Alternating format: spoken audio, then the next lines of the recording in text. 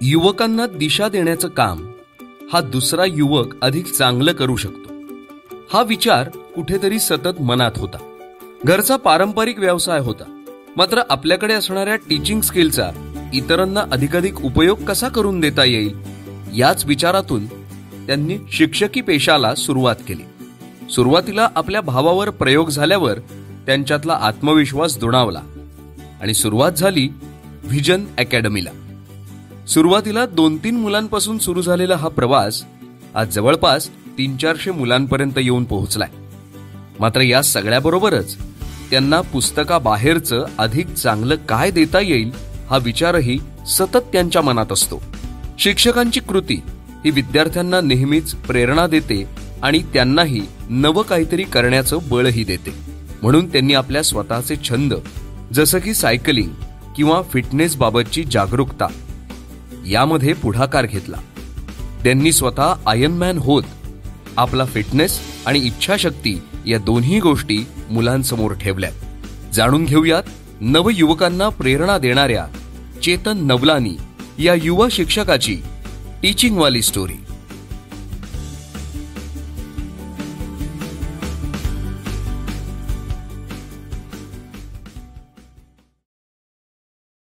नमस्कार मित्रांनो, माझं नाव नवलानी चेतन, डिरेक्टर विजन अकॅडमी.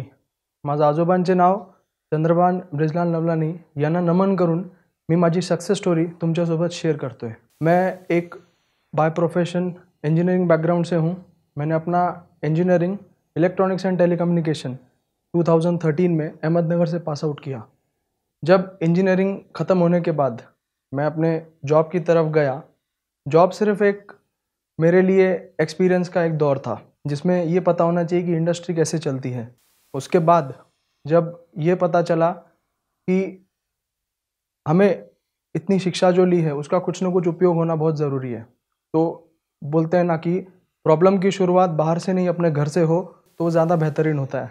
2009 में एक किस्सा हुआ, वो मज़ेदार किस्सा था जिससे मुझ में भी टीचिंग स्किल्स है ये पता चला. 2009 में मेरे भाई को काफ़ी सारे टीचर्स सिखाने आए. मैथ्स उसके पल्ले पड़ता नहीं था. सब लोगों ने अपने हाथ झटक दिए, कुछ हुआ नहीं. आखिर में मुझे मौका दिया गया, कुछ ना कुछ तू इसको सिखा के देखिए आगे प्रोग्रेस करता है या नहीं करता है. तो जब 2 महीना उसके साथ मैंने बिताया तब मुझे अंदर पता चला कि यस, मुझ में भी कुछ टीचिंग स्किल्स हैं. मैं अगर मेरे भाई को सिखा सकता हूँ, जो सारे टीचर्स सिखाकर कुछ नहीं कर पाए, अगर मेरे सिखाने से सच में से फ़र्क पड़ता है तो क्यों ना इसी में आगे अपना करियर करना चाहिए.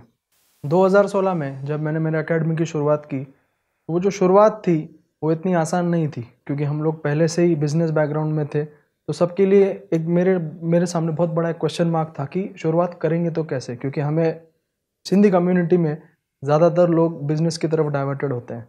तो एजुकेशन फील्ड में पहले से कोई एस्टैब्लिश्ड था नहीं और उस चीज़ का एक्सपीरियंस हम किसी से ले भी नहीं सकते वो जब तक हम खुद डेवलप नहीं करते. तो शुरुआत में काफ़ी कम बच्चों से हमने शुरुआत की थी. उन कम बच्चों की क्वांटिटी से हमें सीखने को बहुत मिला. उसी सीख को हमने आगे कैरी फॉरवर्ड करके हमारे स्किल्स को डेवलप किया और उन स्किल्स को डेवलप करते करते करते आज हमारी एकेडमी नगर की लीडिंग एकेडमीज में से एक बनने जा रही है. इस पर्टिकुलर दौर में मेरी वाइफ का भी उतना ही सपोर्ट है जितना मेरे ग्रैंडफादर का है, मेरे फादर का है और मेरे बाकी फैमिली मेम्बर्स का है. उस दौरान जब हमारी एकेडमी आगे चल रही थी, कोरोना का पीरियड आ गया. कोरोना के पीरियड में अगर किसी का सबसे ज़्यादा नुकसान हुआ होगा तो वो बच्चों का नुकसान हुआ होगा, क्योंकि बच्चों ने अपने स्किल सेट्स को खोना स्टार्ट कर दिया था. क्योंकि जो चीज़ एक प्रॉपर वक्त में बच्चों को नहीं मिले तो वो उनके लिए हानिकारक साबित होती है. वही हुआ सारे बच्चों के साथ. ऑनलाइन पीरियड के दौरान या ऑनलाइन सेशंस के दौरान हम लोगों ने ऐसे चैलेंजेस फेस किए जिनमें बच्चों को जितना कंसंट्रेट करना चाहिए था उतना वो बच्चे कंसंट्रेट नहीं कर पा रहे थे. तो हमने एज ए टीचर बच्चों का किस तरीके से पढ़ाई की तरफ ध्यान भटकाया जाए, हमने भी काफ़ी ऐसे ऑनलाइन टेक्निक्स लाने की कोशिश की जिनसे वो पढ़ाई की तरफ और ज़्यादा आकर्षित हो. जैसे कि मान लो हमने डिजिटल पैनल्स की शुरुआत की. उन डिजिटल पैनल से हम ऐसे एनिमेशंस के थ्रू बच्चों को पढ़ा सकते थे जिससे वो पढ़ाई की तरफ आकर्षित आसानी से हो सकते हैं। मैथ्स के अलग अलग स्किल्स, अलग अलग शॉर्टकट टेक्निक्स बच्चों को सिखाएं, जिससे कि उनको मैथ्स की तरफ और लगाव होना स्टार्ट हो जाए। अभी भी कोरोना का पीरियड चल रहा है, लेकिन फिर भी एज अ टीचर, मैं या और भी कोई टीचर होगा, वो जी जान से यही कोशिश करेगा कि और किसी का नुकसान हो ना हो, बच्चों का नुकसान कम से कम हो, तो वो उनके फ्यूचर के लिए ज़्यादा अच्छा है। आज अगर मैं इस प्लेटफॉर्म पे खड़ा हूँ तो मैंने ऐसा कोई ज़िंदगी में कुछ नया तीर नहीं मारा है। मैंने भी वही किया जो एक इंसान को एक अच्छी ज़िंदगी जीने के लिए करना चाहिए। मैंने मेरा टीचिंग करियर चुना, और उस टीचिंग करियर जो कि मेरे फैमिली बिजनेस से पूरा ही अलग था, उसको बढ़ाने के लिए मेरे फैमिली ने मुझे पूरा पूरा सपोर्ट किया, जिससे कि मैं अपना फाउंडेशन को और स्ट्रॉन्ग कर पाया था। इनिशियल डेज में ये पता चला कि हर बच्चा अलग होता है, हर बच्चे की ग्रास्पिंग पावर अलग होती है।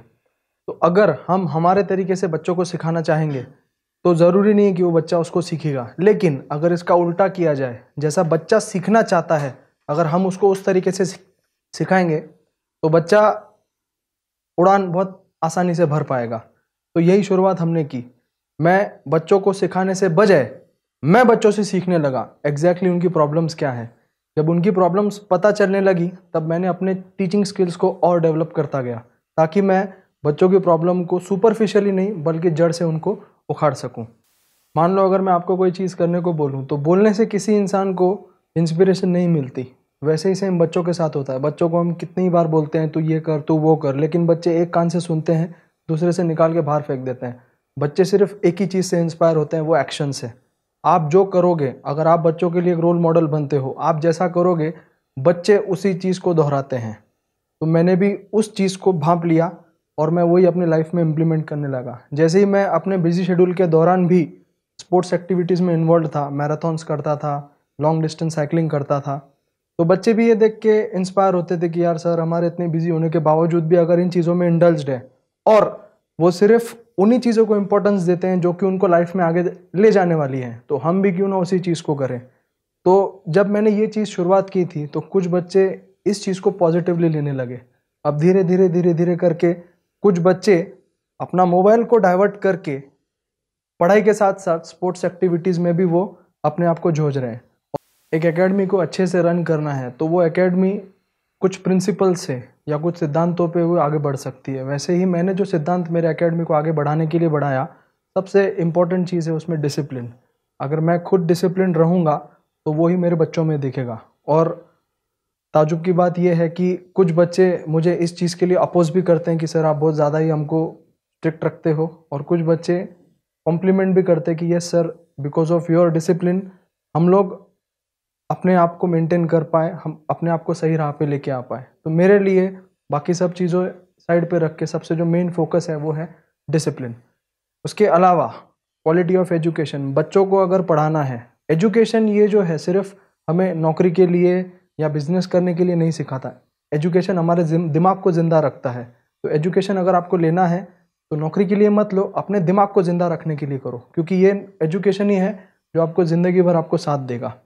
तो हम बच्चों को सिर्फ एजुकेशन के अलावा उनका ओवरऑल डेवलपमेंट कैसा होगा, इन चीज़ के ऊपर ही फोकस करते हैं। तो उनके लिए जैसे हम लोग स्ट्रेस मैनेजमेंट सेशंस हो गए, उसके बाद स्पिरिचुअलिटी सेशंस हो गए, मोटिवेशनल जो स्पीकर्स हो गए, जिन लोगों ने अपनी ज़िंदगी में कुछ ना कुछ अच्छा काम किया है, उन लोगों को इन्वाइट करके बच्चों को वो सुनाना, ताकि उनको एक अच्छी राह मिले, वो उस चीज़ को इंस्पिरेशन लेकर आगे बढ़ सकते हैं। अगर हम लोग बीमार पड़ते हैं तो हम सबसे पहले ढूंढते हैं इस बीमारी को दूर करने के लिए सबसे अच्छा डॉक्टर कौन सा है। मुझे मान लो अगर पेंटिंग खरीदनी है तो मैं मेरे शहर का सबसे बेस्ट पेंटिंग का दुकान ढूंढूंगा।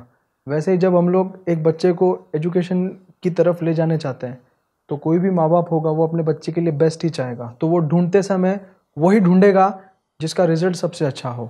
हम लोगों ने भी उसी तरीके से शुरुआत की थी हमने 4 बच्चों से, और वही 4 बच्चे हमारे नेक्स्ट ईयर के रिजल्ट का फ्रंट कवर बन गए थे। कहीं सुना था मैंने, किसी देश को अगर परफेक्ट बनाना है, या कोई भी देश परफेक्ट नहीं होता, उसे परफेक्ट बनाना पड़ता है। और उस देश को परफेक्ट बनाने के लिए जो सबसे बड़ी शक्ति है वो है युवा शक्ति। युवा शक्ति को आगे बढ़ाना, ये अगर सबसे अच्छा कार्य कोई कर सकता है तो वो शिक्षक ही कर सकता है। क्योंकि अगर शिक्षक की ओर से अगर उन्हें अच्छी शिक्षा मिलेगी तभी वो एक अच्छी राह चुन पाएंगे। और अगर देश का युवा अगर सशक्त है तो ही हम देश के राष्ट्र निर्माण की ओर हम लोग कुछ न कुछ हमारा योगदान कर सकते हैं।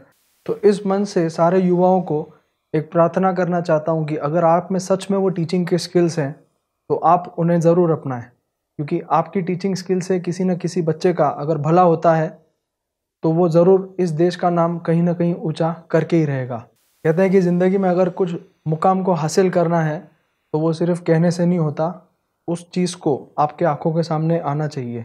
तो आयरन मैन ये जो कंपटीशन है, जो कि सिंगल डे टफेस्ट कंपटीशन मानी जाती है, वो 2017 में मैंने उसके बारे में सोचा था कि मैं ये कंपटीशन करूँगा, और 2 साल की प्रैक्टिस के बाद 2019 में गोवा अक्टूबर 20 मैंने इस कंपटीशन को पूरा किया। विजन का मतलब होता है जो आप सोचते हो उसको अमल में लाना। तो जैसे ही हर एक का सपना होता है कि जो हम बिजनेस करते हैं उसे किस तरीके से एक अच्छे मुकाम पे लाया जाए, तो मेरा भी यही एक सोच है कि मैं अपनी एकेडमी को एक ऐसा लर्निंग हब बनाना चाहता हूँ जहाँ पे बच्चा सिर्फ और सिर्फ पढ़ाई करने नहीं आएगा, पढ़ाई के साथ साथ वो बाकी सारी चीज़ें, जैसे कि वो स्पोर्ट्स हो, स्पिरिचुअल चीज़ें हो, पर्सनालिटी डेवलपमेंट हो, इन सारी चीज़ों को एक साथ पैकेज में सीख कर जाएगा।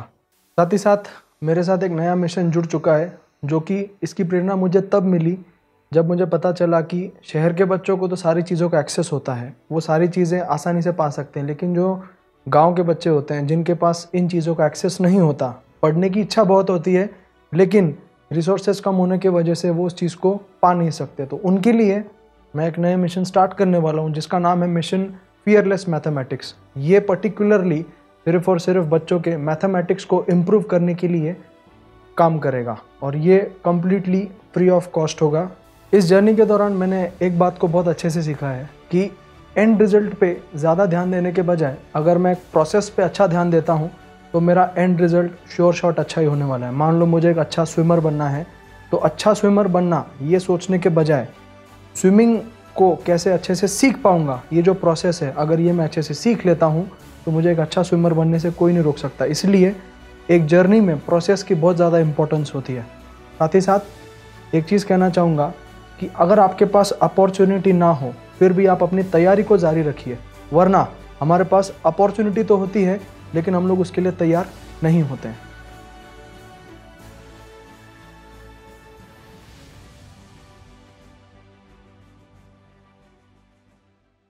रस नहीं, फंगस नहीं, मेंटेनेंस का खर्च नहीं, वाइड रेंज, एक्स्ट्रा स्ट्रॉन्ग और फिटिंग में भी आसान। Paras, India's best water tanks and pipes.